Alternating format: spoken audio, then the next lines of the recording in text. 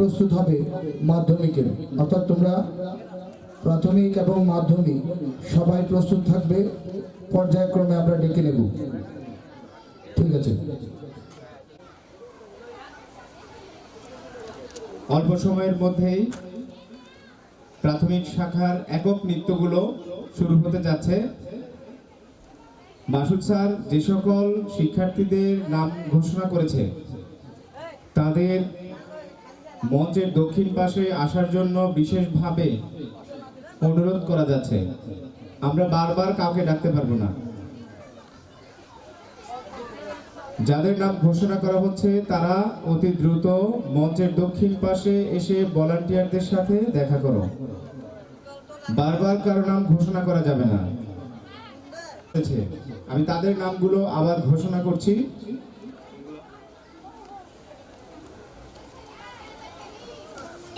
তাদের নামগুলো ঘোষণা করছি।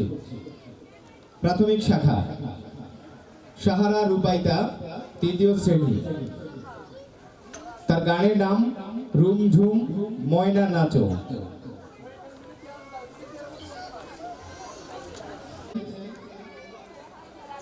বাংলাদেশ শ্রম মন্ত্রণালয়ের ঝুঁকিপূর্ণ শিশুশ্রম নিরসন প্রকল্পের society for social advancement of rural people, সংক্ষেপে যাকে আমরা সার্ক বলে থাকি, প্রকল্পের নির্বাহী পরিচালক জনাব আবুল হাসান। জনাব আবুল হাসান এনজিও নির্বাহী পরিচালক, বাংলাদেশ শ্রম মন্ত্রণালয়। উর্মি দাস, 5ম শ্রেণী। তার গানের নাম বংশী বাজায় কে। 3য় প্রতিযোগী সুমাইয়া আক্তার, 3য় শ্রেণী। তার গানের নাম উদাস দুপুর হাওয়াতে। 4র্থতে অংশগ্রহণ করবে স্নেহা আক্তার, 5ম শ্রেণী। তার গানের নাম ওহে শ্যাম। 5মে অংশগ্রহণ করবে ইসরাত জাহান, 5ম শ্রেণী। তার গানের নাম সুন্দরী। আমরা প্রতি বছরে নেই 8 জন প্রতিযোগী রাখি, তবে এবছর আমরা 5 জন প্রতিযোগী রাখার সুযোগ হয়নি। যেহেতু ইভেন্টস বেশি, তাই 5 জন রেখেই আমরা প্রোগ্রাম সম্পন্ন করতে হবে আমাদেরকে। তাই আমরা টপ 5 নিয়ে এই প্রোগ্রামের আয়োজন করেছি।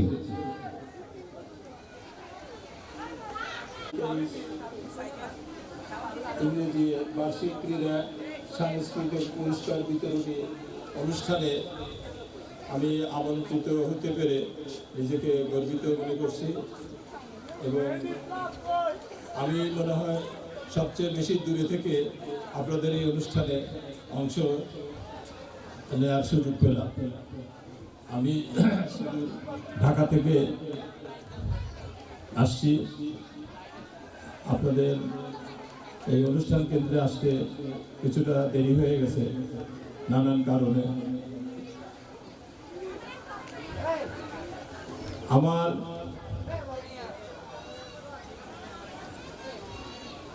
মনে হয়েছে যে এই কেপি স্কুল প্রতি বছরই এ ধরনের সাংস্কৃতিক অনুষ্ঠান কোমলমতি শিশুদের জন্য আয়োজন করে, যা প্রশংসাযোগ্য।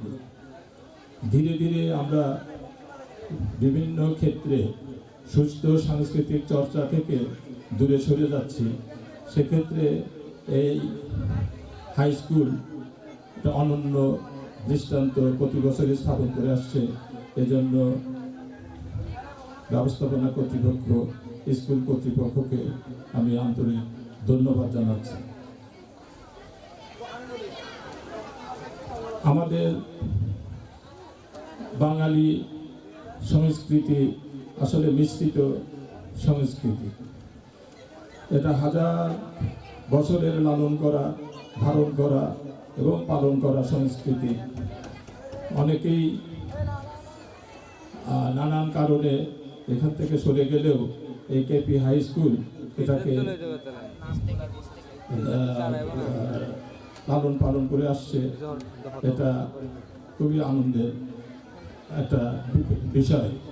কোমলমতি শিশুরা এখনকার দিনে এইগুলো চর্চা করবে, অনুশীলন করবে এবং ধীরে ধীরে এইগুলো ধারণ করে বড় হবে, যা সার্বিক জাতীয় ক্ষেত্রে এরা অবদান রাখতে সক্ষম হবে। এই স্কুল আমি গত 2 বছরের পর্যবেক্ষণে দেখেছি আপনার বিভিন্ন জাতীয় দিবস এরা ঘটা করে এবং জাতীয় অনুষ্ঠানগুলো যে মর্যাদায় পালন করা উচিত তাই করে। কদিন আগেই শহীদ দিবস উদযাপন করেছে এরা বিভিন্ন ছবি ফেসবুকে দিয়েছে, আমি দেখে খুব খুশি হয়েছি। বিজয় দিবস, স্বাধীনতা দিবস, শহীদ দিবস, জাতীয় শোক দিবস, বিভিন্ন দিবস পালন করা আমাদের জাতীয় ঐতিহ্যেরই অংশ। এগুলো যদি আমরা পালন না করি তাহলে ধীরে ধীরে সুস্থ সংস্কৃতি চর্চা থেকে, জাতীয় ইতিহাস চর্চা থেকে আমরা বাচ্চাদের শেখানো থেকে বঞ্চিত করব। ওরা আসলে একটা অন্ধকারে নিপতিত হবে। শুধু এই স্কুলই নয়, এবার সারা দেশের বিভিন্ন বিশেষভাবে ঢাকা শহরের বিভিন্ন মহল্লায় দেখলাম ছোট ছোট বাচ্চারা আপনার এই কাঠ দিয়া, বাঁশ দিয়া, ইট দিয়া অনানুষ্ঠানিক শহীদ মিনার তৈরি করে তারা রাস্তার মোড়ে মোড়ে উদযাপন করেছে।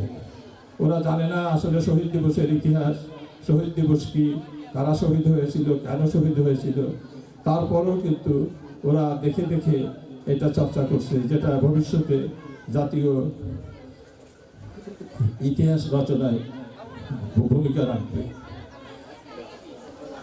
এই কোমলমতি শিশুদের মধ্যে আমাদের ঐতিহ্য, আমাদের ইতিহাস, আমাদের সংস্কৃতি সবই রোপণ করা উচিত।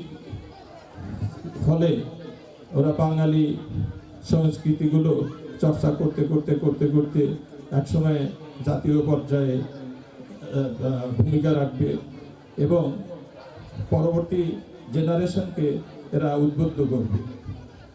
আমাকে সম্মানিত করার জন্য স্কুল কর্তৃপক্ষকে, এই অনুষ্ঠান আয়োজক কমিটিকে, কর্তৃপক্ষকে আমি আন্তরিক মোবারক জানাই। ধন্যবাদ। আসসালামু আলাইকুম।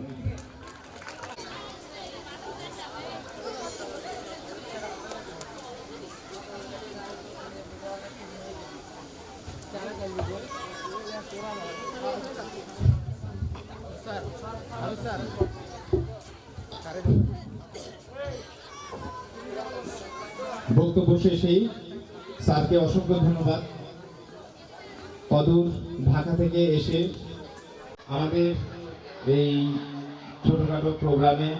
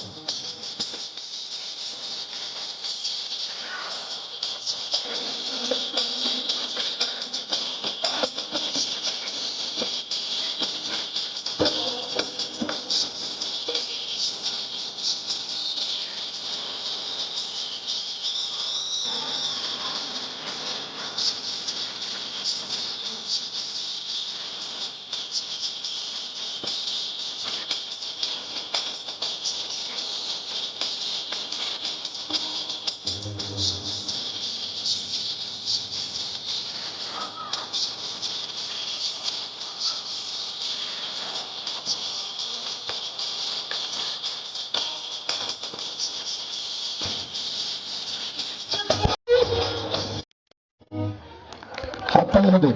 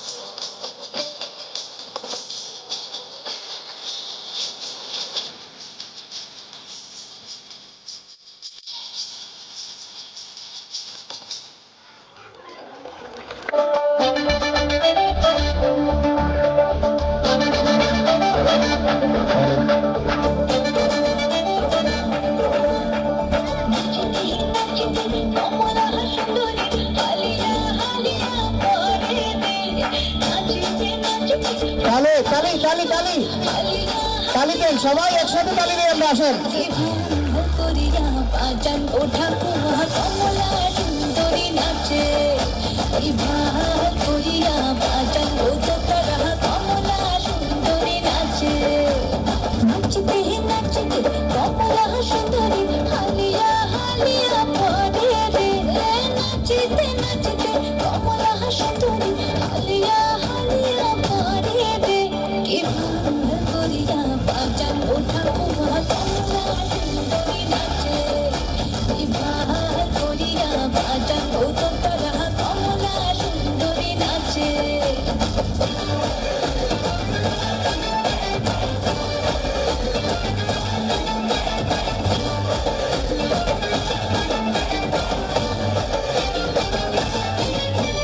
কমলা সুন্দরী বৃন্দানের শাড়ি ওইতে ঝিলমিল করে রে কমলা সুন্দরী বৃন্দানের শাড়ি ওইতে ঝিলমিল করে রে কে ভালো করিয়া বাজান ওঠা কুয়া কমলা সুন্দরী নাচে কে ভালো করিয়া বাজান ও তারা কমলা সুন্দরী নাচে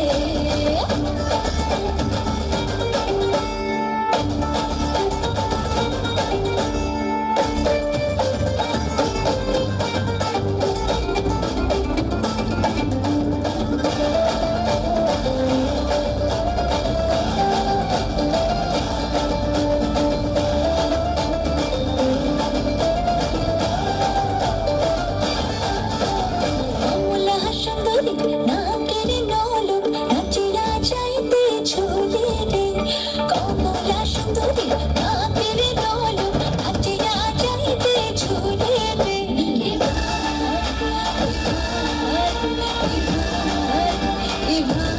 করিয়া বাজান ওঠা পোহা কমলা সুন্দরী নাচে তাহলে সবাই আরেকবার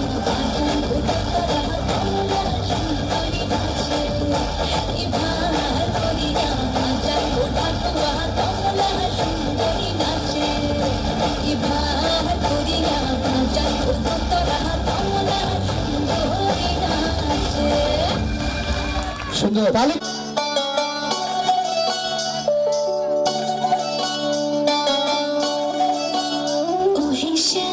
তোমারে আমি নয়নে নয়নে রাখিব অন্য কেউ রে না আমি চাইতে দেব ওহেশন তোমারে আমি নয়নে নয়নে রাখিব অন্য কেউ রে না আমি চাইতে দেব বাগিচার ফুল তুমি তুলিয়াই নাচি আমি মালা গেতে গলায় পড়িব অন্য কেউ রে না আমি চাইতে দিব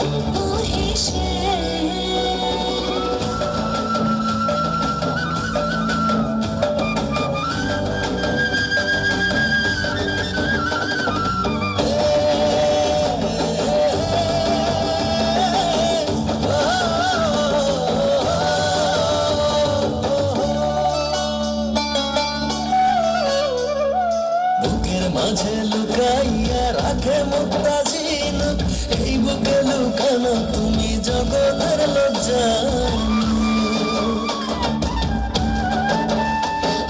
বুকের মাঝে লুকাইয়া রাখে মুক্তা ঝিনুক এই বুকে লুকানো তুমি জগতের জানো আকাশে চাঁদ তুমি ধরিয়া আইনাছি আমি সারা অঙ্গিতে মাখিব অন্য কেউ রে না আমি চাইতে দিব ওহেশন তোমারে আমি নয়নে নয়নে রাখিব অন্য কেউ রে না আমি চাইতে দেব ওহেশন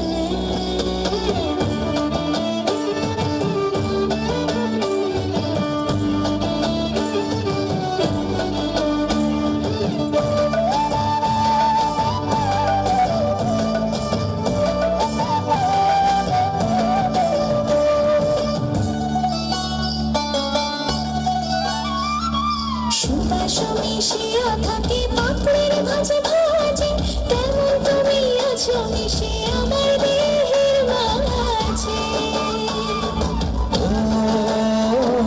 সুবাস মিশিয়া থাকে পাপড়ির ভাজে ভাজে তেমন তুমি আছো মিশে আমার দেহের মাঝে শান্তি রাজার ধন তুমি খুঁজিয়া পাইয়াছি আমি মনের মনে কোঠায় রাখিব অন্য কেউ রে না আমি চাইতে দেব ওহে শ্যাম তোমারে আমি নয়নে নয়নে রাখিব অন্য কেউ না আমি চাইতে দিব ওহেশন তোমারে আমি নয়নে নয়নে রাখিব অন্য কেউ রে না আমি চাইতে দেব ওহেশন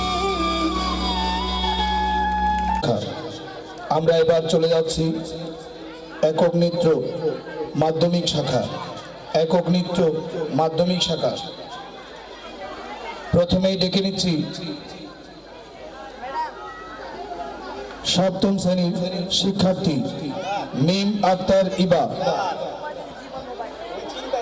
প্রথমেই ডেকে নিচ্ছি সপ্তম শ্রেণীর শিক্ষার্থী মিম আক্তার ইবা সে নাচবে ও মুই না শুনো এই গানটি দিয়ে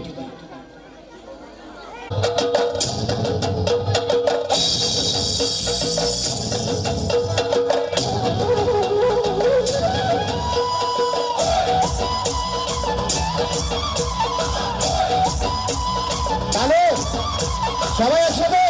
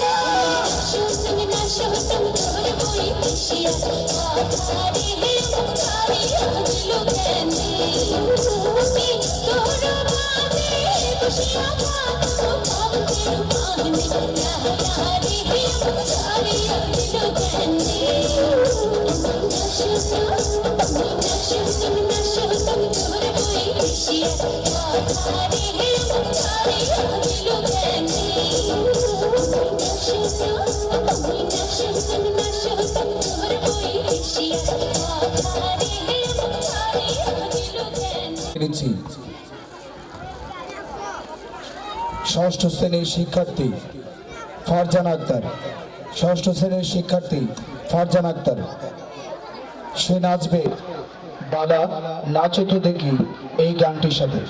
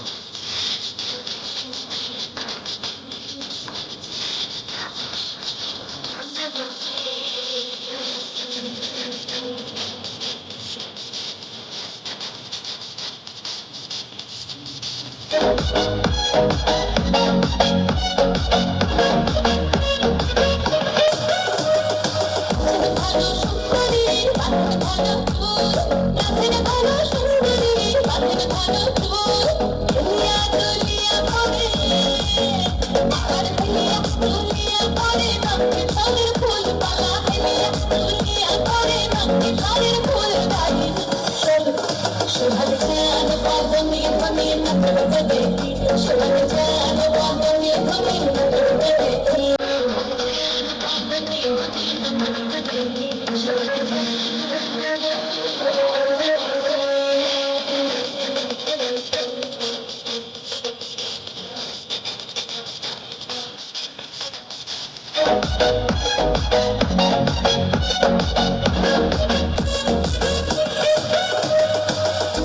ঝুমুর বাজে তালে ঝুমুর বাজে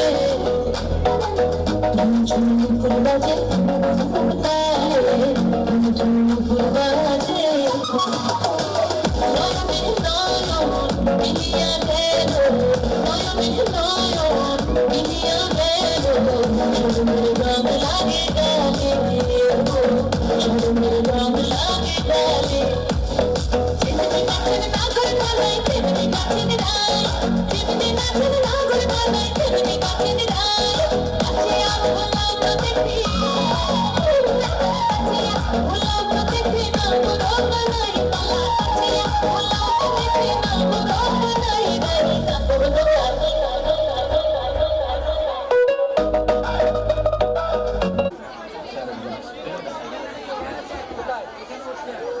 ধন্যবাদ সুন্দর পরিবেশনার জন্য।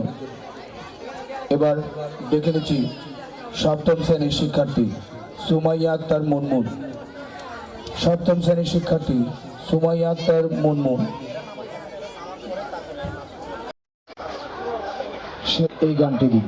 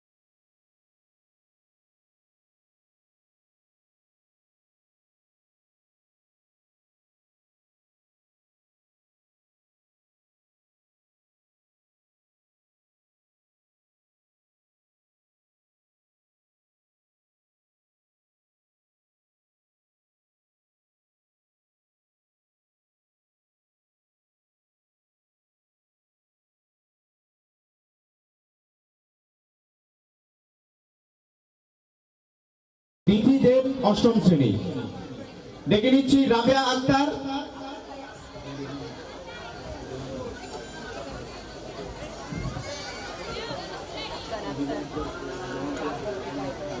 আমি কিছু কিছু জায়গায় লক্ষ্য করছি যে ভলান্টিয়ারদের কথা অনেক অভিভাবক মানছেন না। তারা যেভাবে আপনাদেরকে বোঝানোর চেষ্টা করছে আপনারা মানছেন না। না মানলে ব্যর্থতা আপনাদেরই। না মানলে অনুষ্ঠানটা বিশৃঙ্খলা হবে, একজন একজনের ঘাড়ের উপরে উঠে গিয়ে অনুষ্ঠান দেখবে, তাতে করে আপনাদেরই অসৌন্দর্য লাগবে। আপনাদের এই প্রোগ্রামটা সুন্দর করার জন্য জন থেকে 17 জন ভলান্টিয়ার গুলোকে বিভিন্ন জায়গায় জায়গায় আমরা রেখে দিয়েছি আপনাদের শুধু আপনাদের প্রোগ্রামটা সুন্দরভাবে দেখার জন্য। আপনারা যদি তাদের কথা অমান্য করেন তাহলে অনুষ্ঠানটি সম্পূর্ণ বিশৃঙ্খলার সৃষ্টি হবে। আমাদের অতিথিবৃন্দরা উপস্থিত হয়েছেন, সবাই একটু করতালি দিয়ে আমাদের অতিথিবৃন্দদেরকে শুভেচ্ছা জানাবো। সবাই একটু করতালি দেব। হাজী মোহাম্মদ আসলাম কমিশনার, হাজী মোহাম্মদ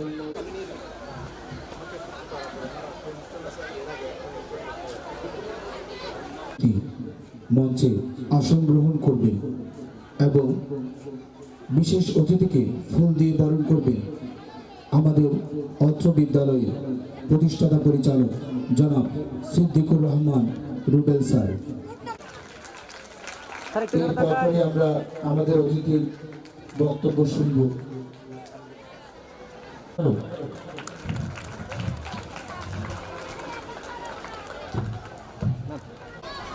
এবার বক্তব্য রাখার জন্য সফল কাউন্সিলর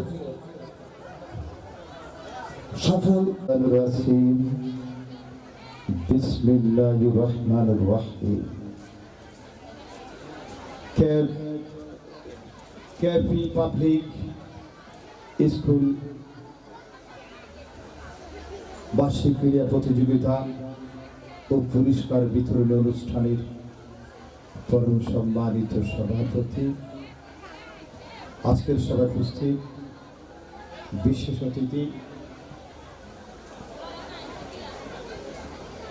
এখানে প্রধান অতিথি হিসেবে উপস্থিত থাকার কথা, আজকে একটু বিলম্ব হচ্ছে।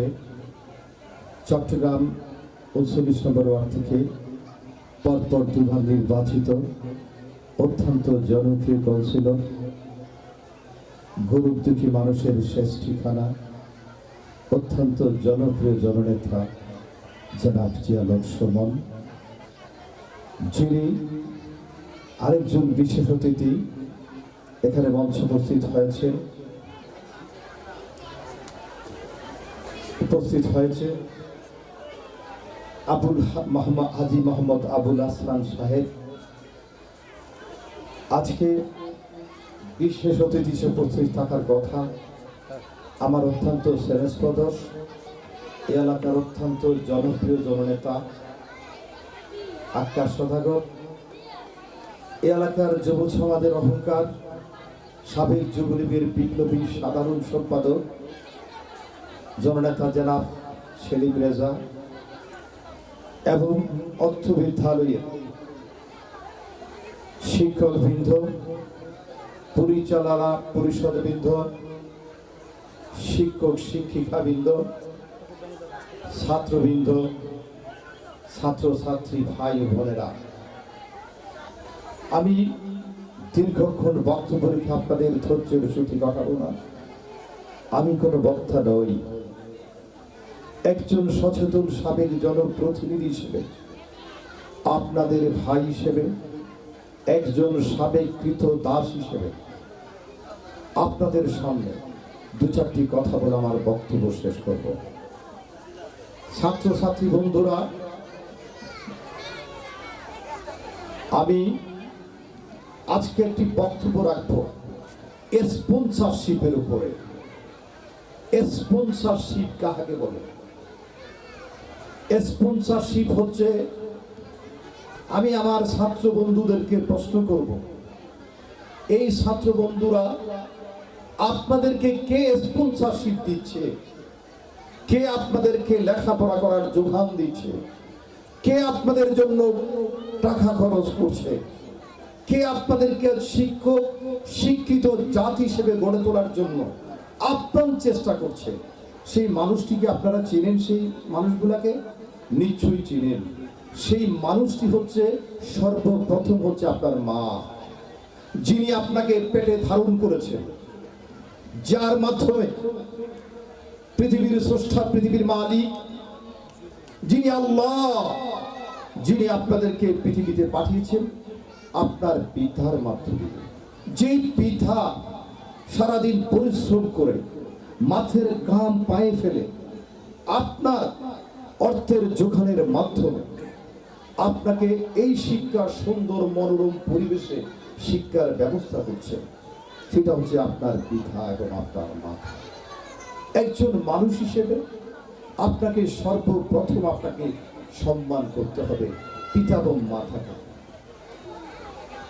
যদি একজন মানুষ সর্বপ্রথম গুরুত্ব দিতে হবে কি জিনিসকে? তার ধর্মকে। তার ধর্ম হচ্ছে একজন ইসলাম ধর্মের অনুসারী। সেই ইসলাম ধর্মের অনুসারী হিসেবে তাকে একজন ছাত্র বন্ধুকে সর্বপ্রথম তাকে গুরুত্ব দিতে হবে যিনি আমাদেরকে সৃষ্টি করেছেন, যার নাম হচ্ছে আল্লাহ। তারপর আপনাকে মানতে হবে কাকে? যার মাধ্যমে সৃষ্টি জগতের স্রষ্টা আল্লাহ পৃথিবীতে কোরআন পাঠিয়েছেন। আমাদের কোরআনের নাম হচ্ছে আল কোরআন। তাহলে আমাদেরকে চিন্তা করতে হবে ইসলামের অনুসারী হিসেবে আমরা হযরত মুহাম্মদ মুস্তাফা সাল্লাল্লাহু আলাইহি ওয়াসাল্লামকে সবচেয়ে বেশি গুরুত্ব দিতে হবে। আমি যদি আপনাদেরকে ছাত্র বন্ধুদেরকে প্রশ্ন করি পৃথিবীর সর্বশ্রেষ্ঠ জ্ঞানী কে এবং পৃথিবীর সর্বশ্রেষ্ঠ বিদ্যাবান কে? পৃথিবীর সর্বশ্রেষ্ঠ জ্ঞানী হচ্ছে আমেরিকান ইহুদি মনোবিজ্ঞানী মাইকেল H.R. দ্বারা প্রমাণিত হযরত মুহাম্মদ মুস্তাফা সাল্লাল্লাহু আলাইহি ওয়াসাল্লাম পৃথিবীর সর্বশ্রেষ্ঠ জ্ঞানী। আমি যদি প্রশ্ন করি জ্ঞান কাহাকে বলে, আমার প্রশ্ন হচ্ছে এই ছাত্র বন্ধুরা জ্ঞান কাহাকে বলে সেটা যদি আপনি অনুভব করতে চান, পৃথিবী থেকে সূর্যের দূরত্ব 9,30,00,000 মাইল প্রায়। পৃথিবী থেকে সূর্য আলো দিচ্ছে, আলোকে দেখা যায়, অনুভব করা যায়, কিন্তু ধরা যায় না। জ্ঞান হচ্ছে সেরকম একটা বিষয়। তাহলে আমরা শিখতে পারলাম পৃথিবীর সর্বশ্রেষ্ঠ জ্ঞানী হচ্ছে হযরত মুহাম্মদ মুস্তাফা সাল্লাল্লাহু আলাইহি ওয়াসাল্লাম। আমি যদি প্রশ্ন করি পৃথিবীর সর্বশ্রেষ্ঠ বিদ্যাবান কে? পৃথিবীতে কে সবচেয়ে বেশি লেখাপড়া করেছেন? বলতে পারবেন? নিশ্চয়ই বলতে পারবেন না। তাহলে আজকে শিখে নিন। পৃথিবীর সবচেয়ে বেশি লেখাপড়া করেছেন আমাদের আনিফি মুজাহিবের ইমাম। এই চাঁদে উনি মৃত্যুবরণ করেছেন। ভারত উপমহাদেশের একজন সর্বশ্রেষ্ঠ মুহাদ্দিস আব্দুল হক মুহাদ্দিসের দেলরুবি রহমাতুল্লাহ আলাইহি, যিনি 1700 কিতাব লিখেছেন।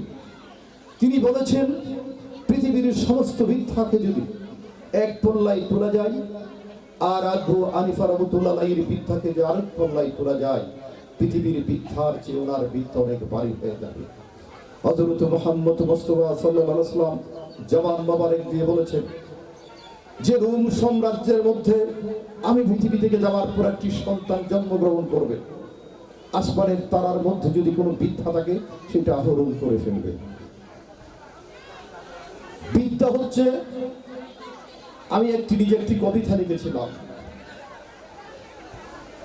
নুরুদ্দিন মানুষটি ডান পিঠে কাউকে মারে না, বইয়ের ভাবনা নাম হয়তো সারা বাংলাদেশে অনেকে জানে না। এইবারে নইলে শেষ, উনি যদি বেঁচে থাকে উন্নয়নে ভরে দেবে সারা বাংলাদেশ। সেটা হচ্ছে আমি পড়লাম, কিন্তু এই কবিতা তার অর্থটা বোঝার নাম হচ্ছে জ্ঞান। এই কবিতাটা আমি লিখলাম, আমি পড়লাম, যেটা কবিতাটা বুঝলাম সেটার অর্থ হচ্ছে জ্ঞান।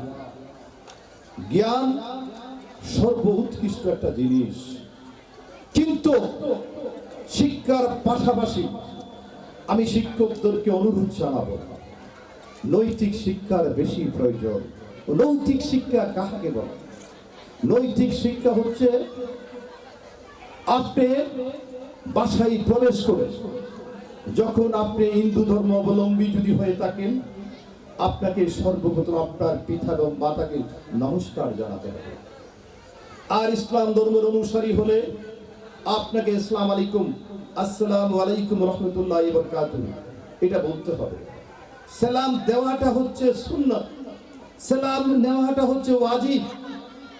তাহলে আমরা আজকের এই পুরস্কার বিতরণী অনুষ্ঠানে সুন্নাত এবং ওয়াজিব কি জিনিস সেটা আমরা শিখলাম। আপনাকে আপনার একটু বড় হলে তাকে অবশ্যই সালাম প্রদান করতে হবে, ওনাকে সম্মান করতে হবে, মুরব্বীদেরকে জায়গা করে দিতে হবে। বৃদ্ধ মানুষ যখন রাস্তা পার হতে পারে না, অন্ধ মানুষ, তাকে আপনি হাত ধরে রাস্তা পার করে দিতে হবে। আপনি শিক্ষক হিসেবে সবচেয়ে বেশি আপনার শিক্ষককে আপনাকে পায়ে ধরে সালাম করতে হবে, কিন্তু আপনার মাথাটা উপরে থাকবে। এই কথাটি ছাত্র বন্ধুরা আপনারা চিন্তা করতে পারবেন। এই কথাটা যদি আপনি মাথায় ধারণ করেন, এগুলো হচ্ছে আপনার নৈতিকতা। নৈতিকতা হচ্ছে বাস্তবতার সাথে বাস্তবতা কাকে বলে, সত্য সত্য জিনিসগুলো আপনাকে বুঝতে হবে। ছাত্র বন্ধুরা, আজকে যদি আমরা শিক্ষার দিক দিয়ে বিবেচনা করি, সারা পৃথিবীর মধ্যে বিজ্ঞানী আইনস্টাইনের কথা যদি আপনি চিন্তা করেন, বিজ্ঞানী আইনস্টাইন জন্মগ্রহণ করেছেন জার্মানের মধ্যে। সেই আইনস্টাইন ছোট্টবেলায় 4 বছর পর্যন্ত সেই কথা বলতে পারে নাই।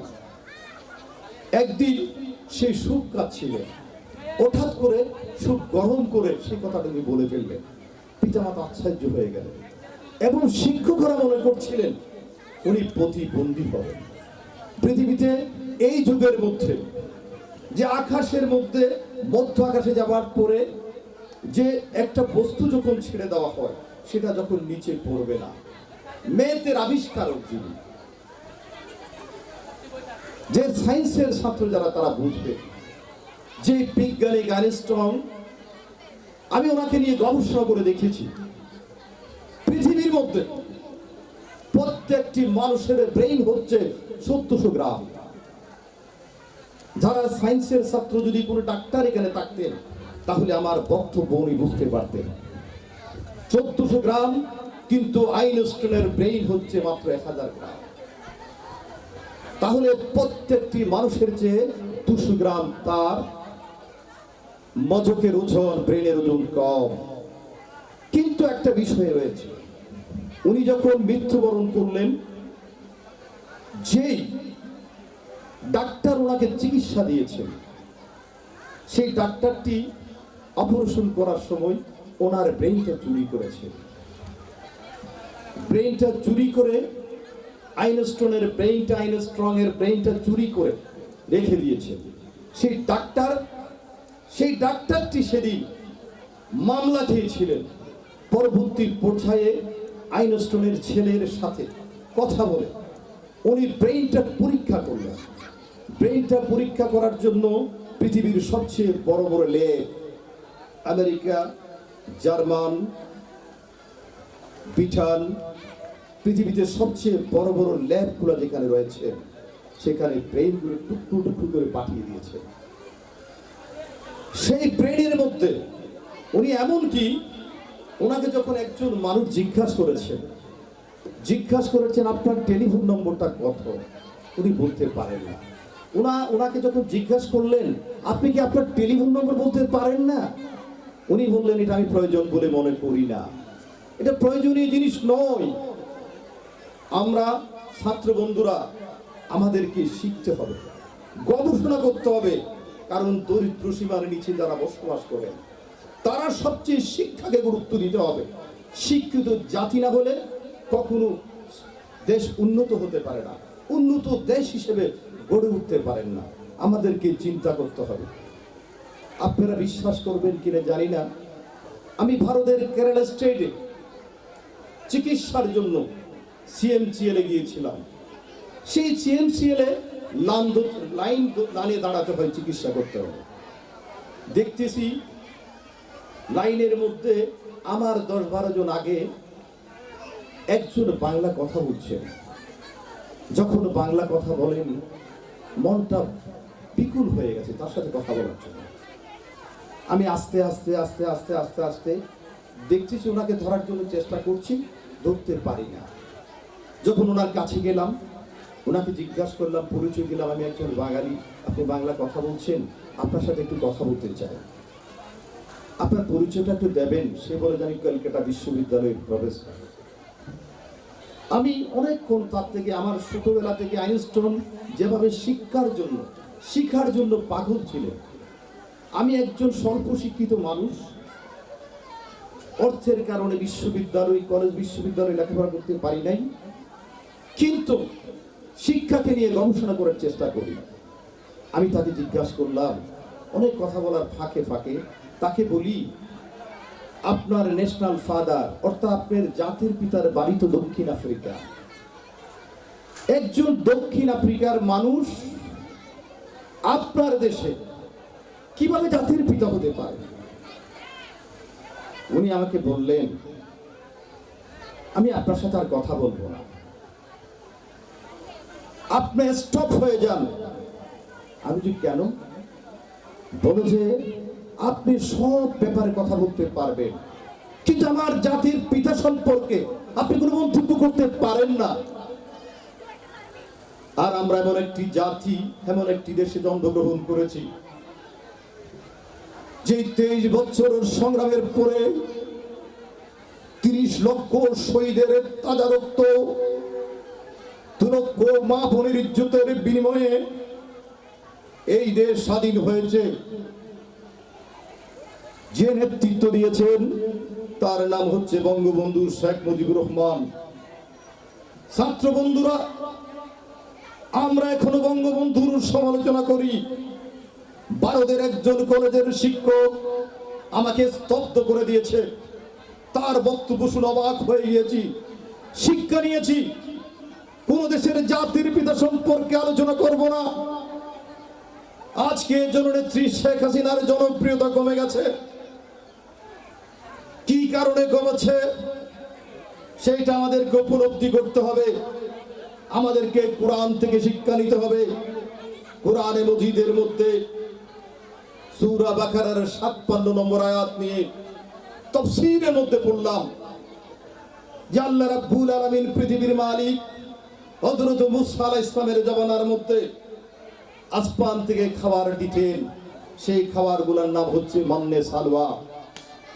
একদিন হযরত মুসা আলাইহিস সালাম আল্লাহর কাছে বলেন, মুসা আলাইহিস সালামকে তার জনগণ বললেন, আল্লাহ যে খাবারগুলো দিচ্ছেন সেই খাবারগুলো একটু বদলে আনার জন্য আবেদন জানাতে চাই।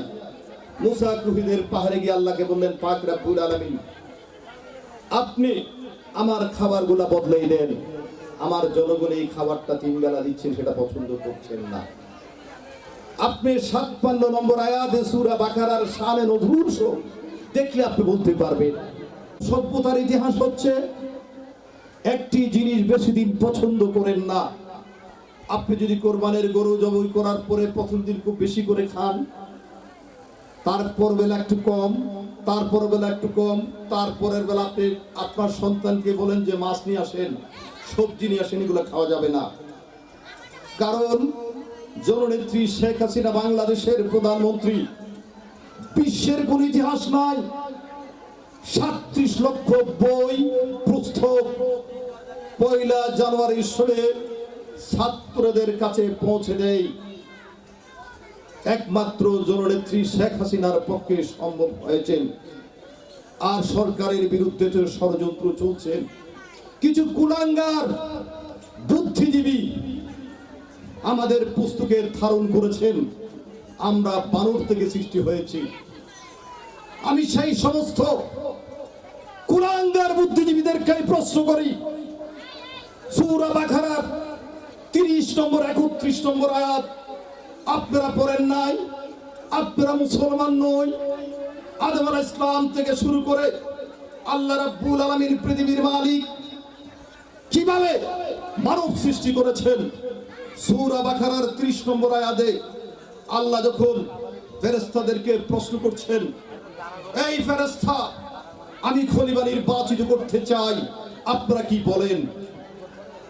সেই মুহূর্তে সেই ফেরেশতারা বলছেন, আপনি এমন কাউকে সৃষ্টি করতে যাচ্ছেন যারা সম্পদের জন্য হারণ থাকবে, যারা মারামারি করবে, পিটাপিটি করবে, জনক্ষুধা থাকবে, পেটে ক্ষুধা থাকবে, তারা পৃথিবীকে ভারী করে ফেলবে। আল্লাহ বলেন, আমি যা জানি তোমরা তা জানো না। আল্লাহ আমাদেরকে তৈরি করে ফেলেছেন। সূরা বাকারার 30 নম্বর আর 31 নম্বর আয়াত একজন মুসলমান হিসেবে আপনারা পড়ে দেখবেন মানব সৃষ্টির রহস্য কিভাবে তৈরি হয়েছে। আল্লাহ রসূলের নূর থেকে আদম আলাইহিস সালামকে সৃষ্টি করেছেন, আর তথাকথিত বুদ্ধিজীবীরা বলেন বানর থেকে আমরা সৃষ্টি হয়েছি। নাউজুবিল্লাহ মিন যালিক। বাংলাদেশের উলামায়ে কেরামেরা প্রধানমন্ত্রীর সাথে বৈঠক করেছেন, ওনারা বলেছেন এটা মিথ্যা। এটা আমেরিকার একজন ইংল্যান্ডের বিজ্ঞানী, অমুসলিম বিজ্ঞানী বলেছেন, কোরআন সেটা বলতে পারে না। জননেত্রী শেখ হাসিনা একজন বুদ্ধিমান মহিলা, উনি মেনে নিয়েছেন। সেই জন্য পুস্তক বেরোতে একটু দেরি হয়েছে। আমার বক্তব্য দীর্ঘায়িত করব না। মাননীয় প্রধান অতিথি বক্তব্য রাখবেন।